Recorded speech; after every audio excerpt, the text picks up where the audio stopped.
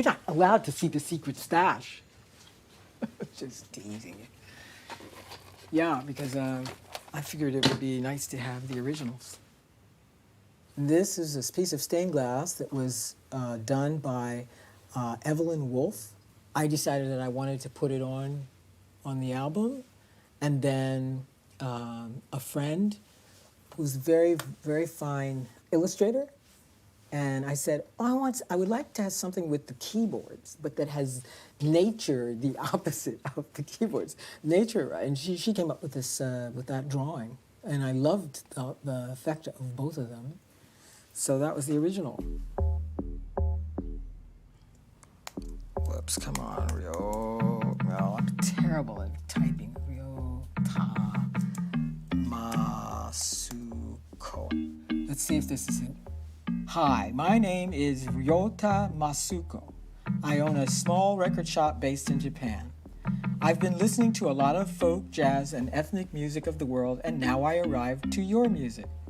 Your initial LP is famous for The Collector, but I was the first time listening to your very early cassette tape, Keyboard Fantasies.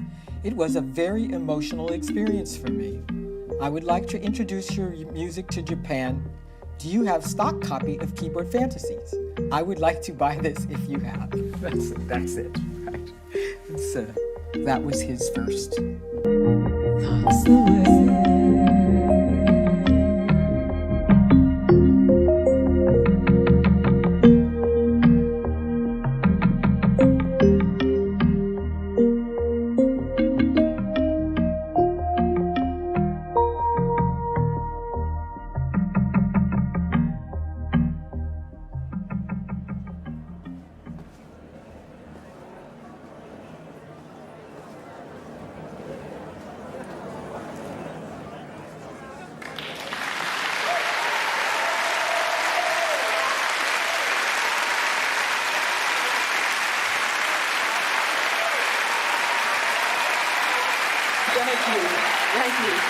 Thank you.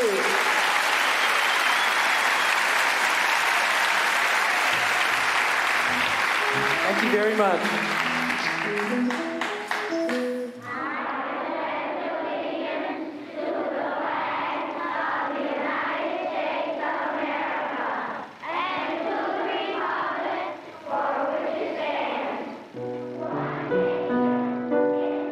I had a very unusual upbringing in Philadelphia at the time. My earliest memories of my childhood are of my father playing the piano. He was a brilliant European classical player, and he would just play for hours and hours and hours and hours. Bach, Beethoven, Brahms, Chopin, live in my house.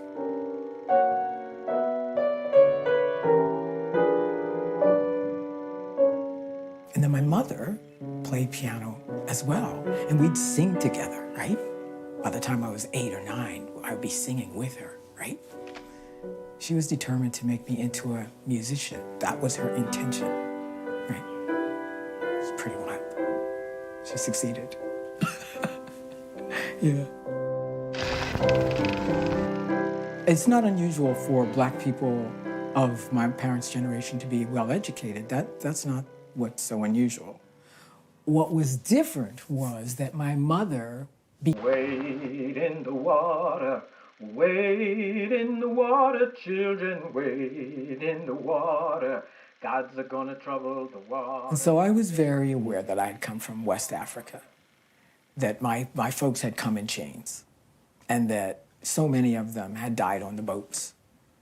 It's just that in my personal life, I was exposed to many, many, many wonderful things. Yeah.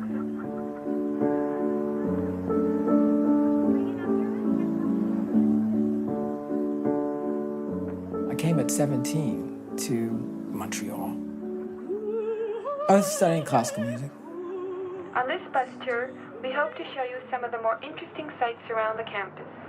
We are now passing the Arts Building, the very first structure to appear on this campus. I studied at McGill A school where students of all kinds and from all parts are received and instructed by teachers of all kinds and from all parts.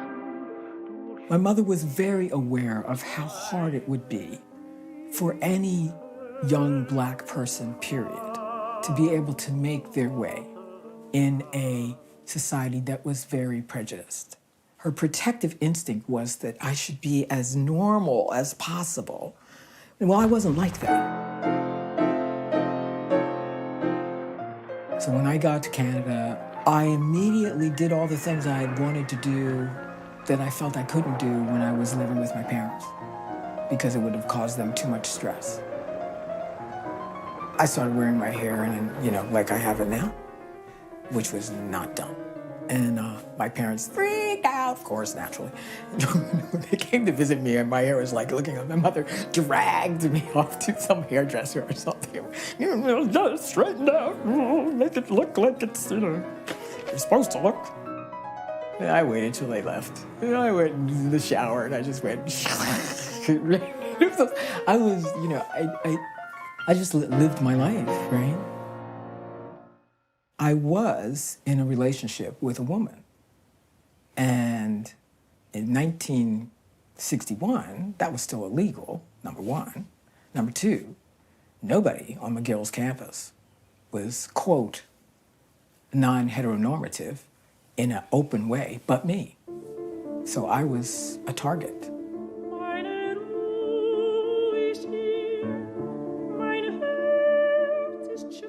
I was completely isolated. Imagine that. People go to university, and that's part of their life, is socializing. Well, there was no socializing for me, none whatsoever. So it was eating me, and it was very difficult for me to concentrate on my studies when I was having to fight quite a lot to be able just to be who I was. So it wasn't until 1969 that the laws actually changed in Canada to decriminalize sex between homosexuals. You just weren't accepted. You didn't dare. If you were out, you had to be so careful, especially if you were Black or a person of color, because it just wasn't safe. I know of at least 3 women personally, I don't know if they're even still alive, who suffered electroshock treatment and were never the same. Some of them would just disappear. One day they'd be there, the next day they'd be gone, because a family member had reported them, and in many cases they were subjected to electroshock treatments. And this was very common, and these are white women that I'm talking about. I don't even know what happened to Black lesbians. My Black lesbian friends used to hide. At McGill, what was happening was my parents were just frantic because I was so living my life so openly, right? And at one point, they actually ganged up on me, my family ganged up on me and forced me into a car and took me to a physician who was going to have me interred in the hospital, and I would have been zapped. When I got in there and realized what was going on, I fled out the front door. Literally, I came within a hair of being put in a mental institution. I never finished my studies. I finally marched into the office and announced that I was leaving, and that was all there was to it. So then I went out and I bought a guitar, and I started writing music. Yeah. So the stuff I was writing was like a continuation of that. When I listen to it now, it's like, oh, slit your throat, right? It's like, oh my God, you'd be depressed after you finish listening to this, but whatever. So by the time I got to the second one, I had lightened up a bit. And that one was the one that was done with Lenny Breau, who is a guitar genius, and Terry Clark, who is an icon as a drummer. guy named Don Thompson. These guys are major jazz players. And I was like a little bunny. I didn't know anything about anything, right?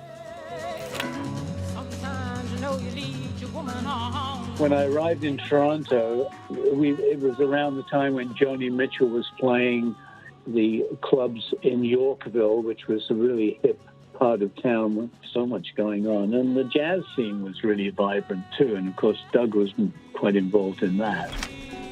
Doug and I had a production company, and he came to me and said, you know, I want to work with Beverly Glenn-Copeland, want to make a record. He introduced me to Beverly, and we recorded.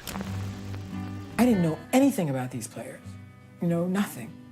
So we come in, and I'm introduced to them all, and Doug Riley says, well, just play the tune for them. So I go, okay, I get out my little guitar, and I go, it goes like this, I sing it for them, and they all go, oh, lovely. And then he goes back in the studio, he turns on the microphones, we're all in the same room, and he says, just start playing. And we play it, we play the piece. First take, live off the floor, everybody at the same time, a take. Next piece, play it like this. It goes like this, and the guys, oh, that's lovely. And then, same thing. We gave it to GRT, and it was GRT's job to market it. And I think I know they had a hard time figuring it out. And it's a shame that it didn't see the light of day.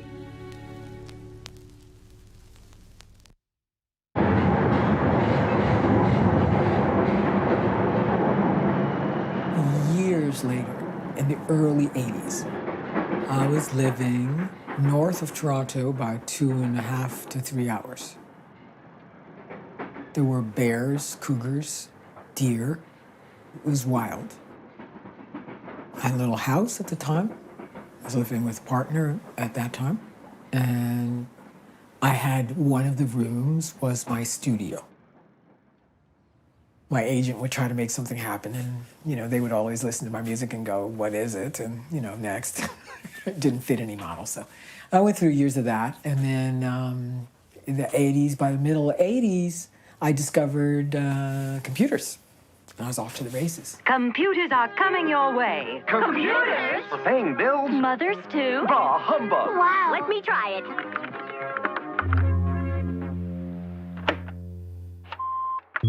Personalized computers started happening, and I flipped when I found out about it and bought one. I couldn't do anything with it. I just looked at it and I thought, I know this is magic, but I can't access it because I wasn't a programmer, right? You can make it go 2 + 2 maybe. It was all, but I still, it was like, I walked around with it going, oh, this is so wonderful, even though I can't do anything with it. Well, by 1983, there was another computer called an Atari, and I bought one, and I had a TR-707 drum machine. I think I had bought a DX7 just before that. I suddenly, for the first time in my life, I had access to wild sounds that a piano couldn't make, that a traditional acoustic instrument couldn't make. Plus, I had access to things that almost sounded like a violin. If you squinted really hard with your ears, it was like finding toys that you'd always hoped you might find, but didn't really know what they looked like until one day you found them.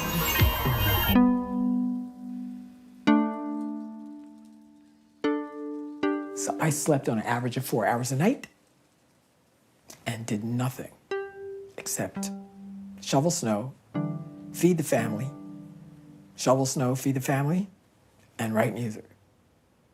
Fantasy för kassettejp. Keyboard Fantasies. Keyboard och Fantasies. Turn left onto Bradbury Street, then your destination will be on the left. Your destination is on the left. Thank you. Thank you very much for getting us here. And all with a clutch, too.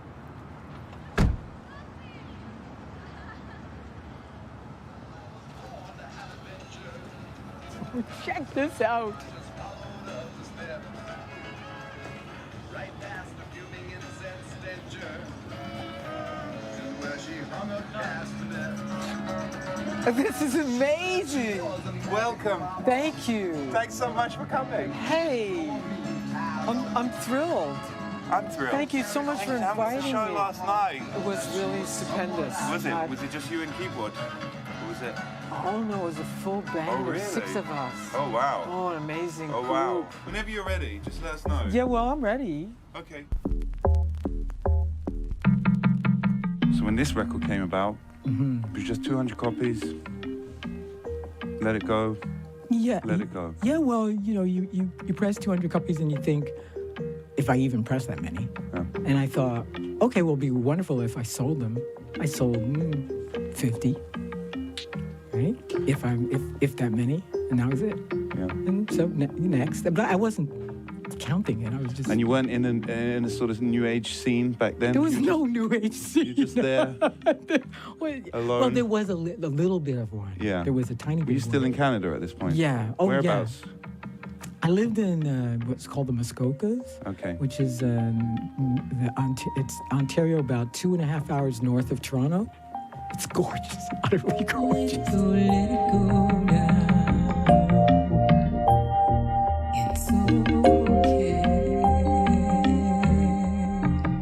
In the December or November of 2015, I suddenly got an email through my website. A gentleman in Japan. He wrote me and said, do you have any copies of your cassette called Keyboard Fantasies? I sent him 30 copies. A week later, he got back to me and said, I've sold those all in 3 days. Would you send me more? And then I sent him the last of what I had, and he sold them. When I looked him up, I just found a little record shop, but I had no idea what his online presence was. Inside of 2 months, I had 10 offers from different record companies to re-release that album and everything else I'd ever put out. As an artist, what was it like when you made this music back then, in a time out of time? How did you... I didn't think about any of that. You no. just let it go? No, I just make music and then it's next. Yeah. Okay. Right. But you know, as an artist, you are sensitive to like feeling a bit out of sync with, you know, there's this... But if you've been out of sync your whole life, okay, I'm a black person. Yeah. If you look at me, Yeah. I'm black, right? Yeah. And I was a classical musician. Yeah. You know, I'm singing German lieder. Yeah. Give me a break. Right? I'm glad you're so friendly and chatty, because we talked to, this record got me through a very, very difficult part of my life. Oh, and I sure. find it quite hard to listen to now. Oh, Charlie. It's been a pleasure. It's been a pleasure for me. And have fun on the rest of the tour. Thank you. Blessings. And God bless you.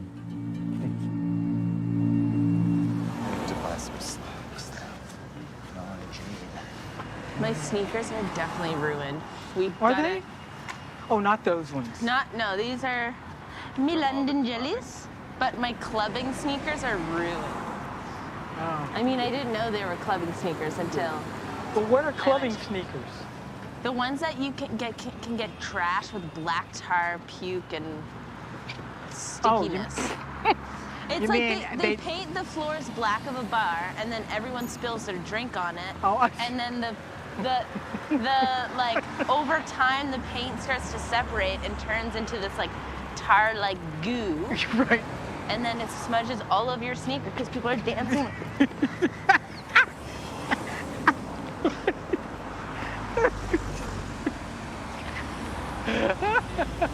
Like, it's insane. It's so silly. Oh, God, that's great. Yeah, I That's got great. wrecked. Oh, what? Food? Take West Indian takeaway. We can eat right there.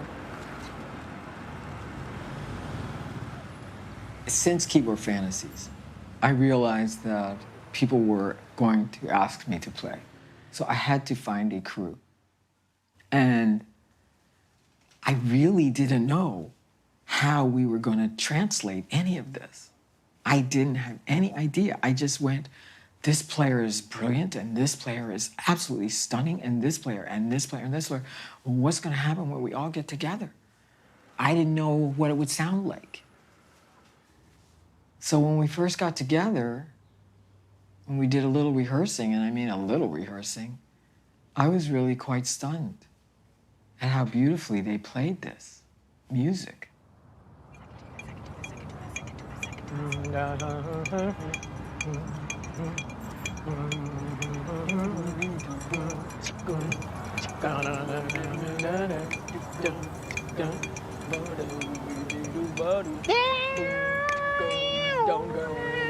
That's your part. Yeah, totally. I was like, wait a second, Glenn. Glenn bending notes? Wait. Oh yeah, I bend notes all the time. I just not in my classical tradition. Actually, can we do that? What? You want to do it tonight on stage? Yeah. Yeah, feel it. Oh. Yeah. Oh, it's so beautiful. Oh, it's the most subtle one I've ever touched. Now I want to hang out here all day. Oh my God. Oh, that's absolutely stunningly beautiful. How much space do we have here? We Okay. have all of this, So, right? Pretty much.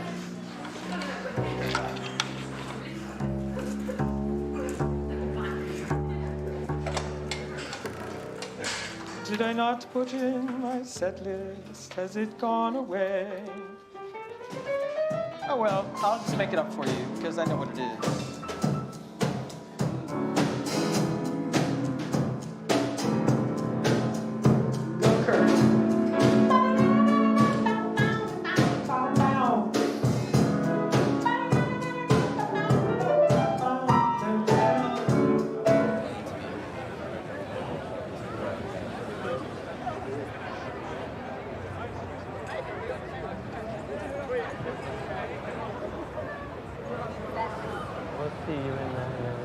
Whoa. Cash only at the bar tonight. Sorry. Glenn's got a Okay.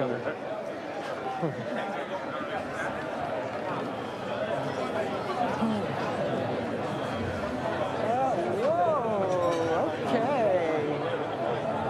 All right. Okay, London.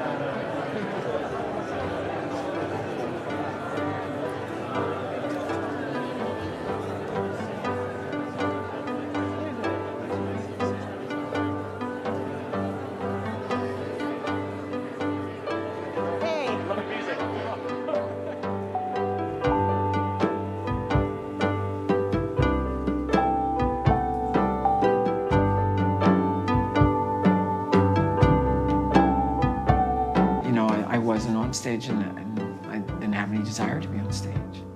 I was very, very introverted, and I can be very introverted anyway, but I mean, I literally would like play the piano and just kind of turn and say thank you to the audience once in a while. And it was like I didn't interact with the audience at all in the early days.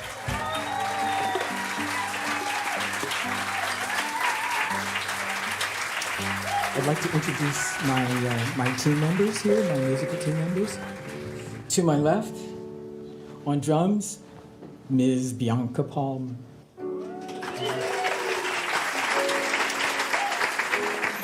And to my right, Ms. Carly Howell. And on the magnificent piano that they gave us, Mr. Nick Dorado. And on bass and singing and keyboards, Mr. Jeremy Costello. And on what will not sound like a guitar to most of you, and also keyboards, Mr. Kurt Inder.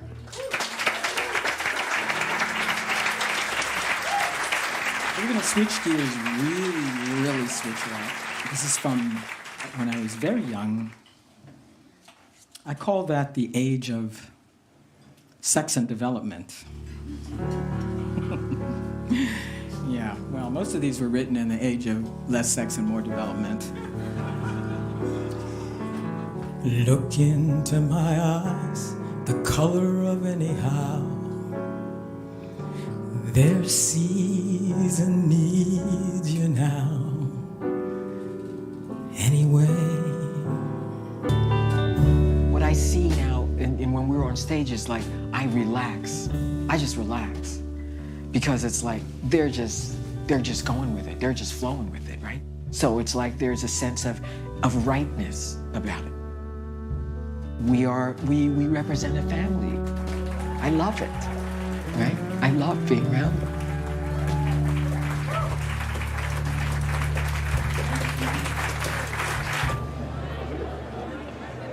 That was a cute show. It was cute as fuck. When people are like super excited about everything he does, he just transforms. It's so cute, right? It's so cute. He's such a funny side of Glenn.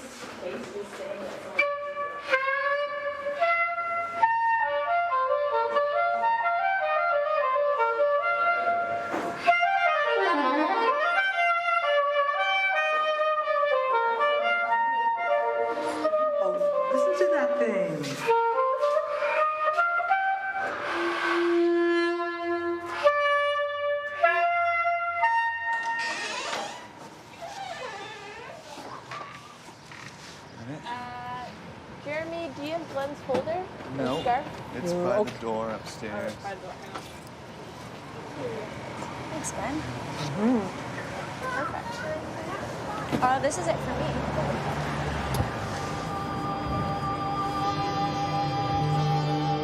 Are going to do with it live, how you are going to translate, and they're interested in that version as well.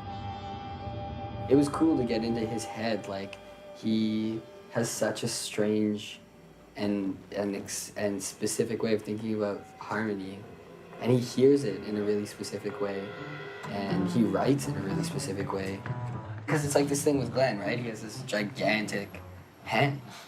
They're so long, and he like builds all his chords as like ninths stacked upon ninths. That's actually definitely been the coolest part about learning all of his music. Did you notice during a sound check, he's like sitting there, like he's writing every single time we go to a new sound check. So now whenever we're at sound check, I always try to like sit close enough to him to be like, what are you doing now?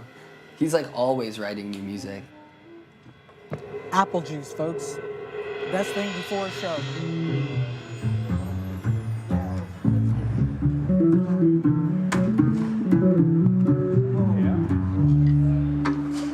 On stage. It's too much on stage. Okay, so turn it down. Will you turn that on for me? So we are a quiet band, and I cannot stand to hear anything that loud. Literally my ears will begin to bleed, and they will be in pain for 2 days. So think of us as like a classical music group. You know, treat us that way, and we will be perfect. Okay. Okay, thank you very much.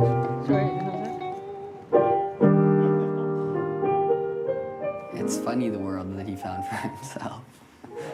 Even stranger now is like Glenn is in a similar situation that we're in, which is like living in an underground music world and like not really being able to make anything happen. But everybody's really intrigued by everything that's going on, so it's like, why would we not take those risks? So like strangely, we like all met up, and now we're like taking on this risk, like moving into this next thing together.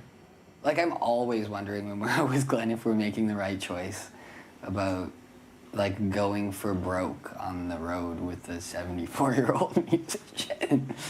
Like, you know, like is he risking his like it's his retirement to be with his amazing wife and family and like Now he works, and then ever since he met us, now he works all day and night, like us. We just like, he just like met a bunch of like 20-year-old or like, you know, like mid-20s hardworking musician folks, and then was like back in it instantly. He's like completely out of time and place always. Whoa! Oh my God! Look at this! It's very beautiful to be at my age and manage our lives together as a touring team, and all of the stuff that comes to me, and they're introducing me to so much.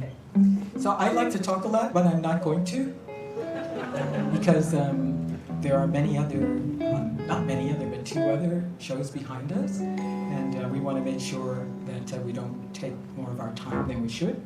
So just imagine that I talked constantly. Okay. So we're going to Let Us Dance? Yeah. So this is called Let Us Dance. Digital synths. Yeah. Is it doing it again? Oh, that's funny. You want to just leave this one then? Let's not. Yeah. Can you play it just under time? Oh wait. Wait. Oh, I can tell the story. Oh, Yeah, this is perfect time. your opportunity. Okay, so how did this come about?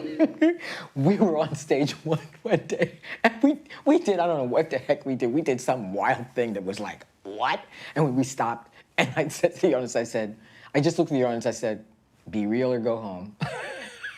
And the audience like cracked up. But I was, that's what we were expressing. It was like, yeah, we're gonna wipe out sometimes, right? We just wiped out. It worked. It really did. This is called Let Us Dance.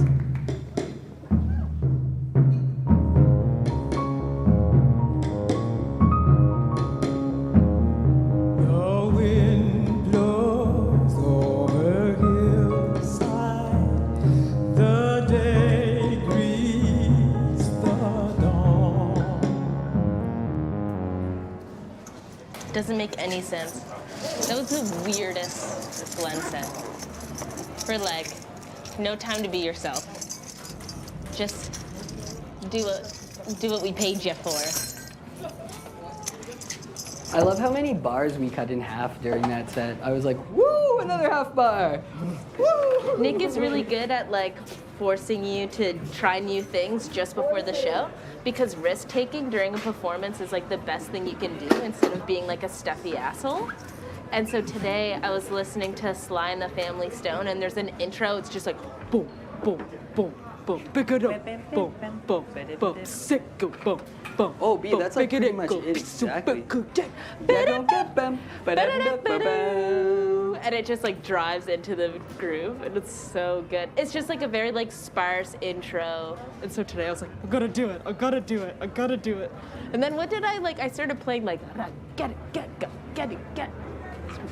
I don't know, it just happened, which was cool. I had no control of it. It just happened. I don't believe there's any mistakes in our lives. Because it's not like we're going to play this note like this, and then we're going to play this. It's not that. It's like, okay, this is the general melody, right? And then they take that and they go places with it. Like Nick. Nick doesn't play the same thing 2 nights in a row. Never. I never know what he's going to do. So there we are, right? But they're not mistakes.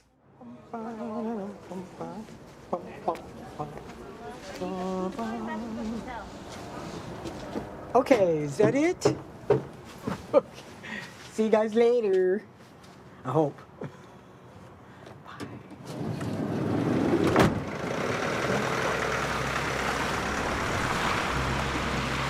I didn't know it was missing. Went into place.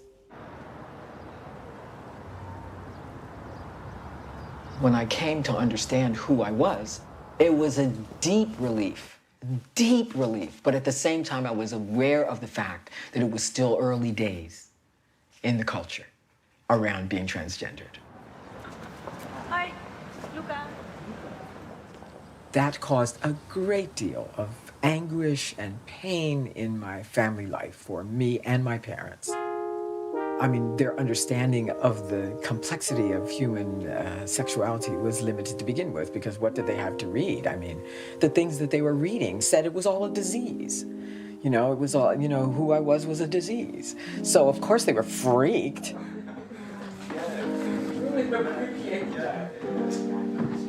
I was a part of something that I didn't know I was a part of, because I'm transgendered, but transgendered is something I only came to understand in the last 20 years.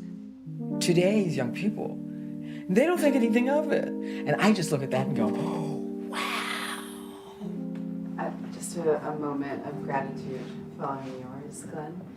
I mean, it's just such a privilege to be able to share space with a trans elder. And for me, being in the Netherlands as an expat and just not having so much access with my queer elders, this is really amazing. Yeah. Thank you for being my youngers. You're teaching me. You realize that, yes? You know, I'll say you think in ways that it's taken me years to be able to come to. It's a bit startling and stunning to me, and as well as knowing things that I don't know about, right? And yeah, that's the purpose of elder, younger. I mean, we're meant to live in community that is multi-generational. That's how we survived as human beings, right? And the way we've been living in the last while is not. It's not good for us, right?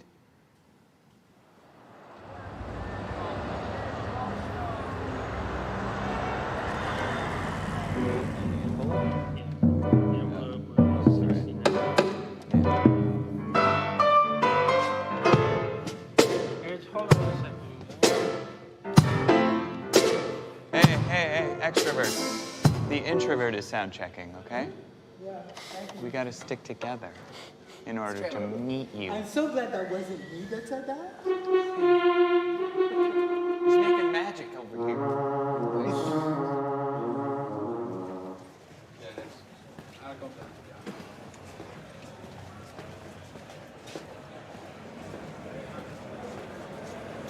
Can I just go out on there, on stage?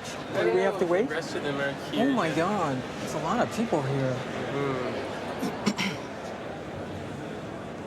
The first festival that I did, this concert, and I thought, oh, probably 40 or 50 people will show up, right? It was at this festival. So 300 people showed up.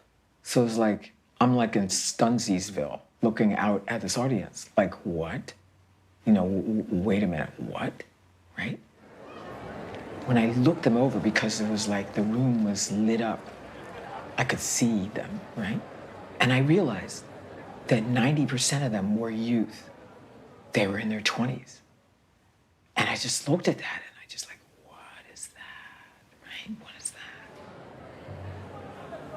It was in the middle of July. There's like no air conditioning in this old theater.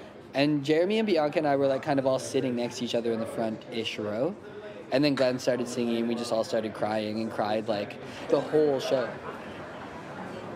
Glenn came on and I was like, who is this human? And he started singing and I just wept and just like snot, like gross cry. Yeah, there was like an air of mystery around him that was kind of like, once he came out and you were able to like put a body to this voice, it was like, oh wow, this human is really special.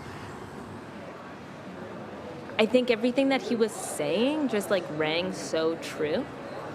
And I just like had a full body. And I was like, wow, for some reason, like I need to be with this person. They have like a message they have to tell me.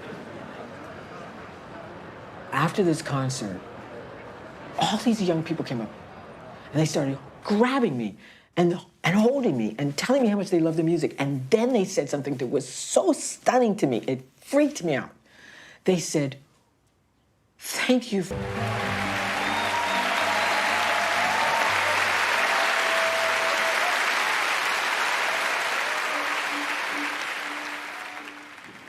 I was raised with among other things. My father was a classical pianist, but my mother could play almost anything, and she would sit and I would sit beside her. And so one of the things that she played for me when I was really little was these spirituals. My mother lived with me in the last 5-6 years of her life. I cared for her. We had a wonderful relationship. It was wonderful. The last 20 years of our life together, she was 100% in my corner. And, she had gone through a whole process of understanding something that she had no references for, right? And I had matured to a person who could understand that she'd had no references. Started singing Negro spirituals. Know that the universe will always bring you challenges, but that it is possible to feel deep gratitude no matter the challenge. Your life is bigger than the pain that you are maybe experiencing at this time. It is infinitely huge. Your life is one with the universe itself, and there is nothing else but that. Find the people who will tell you how precious you are. Hang with them. Find a practice that will tell you how precious you are.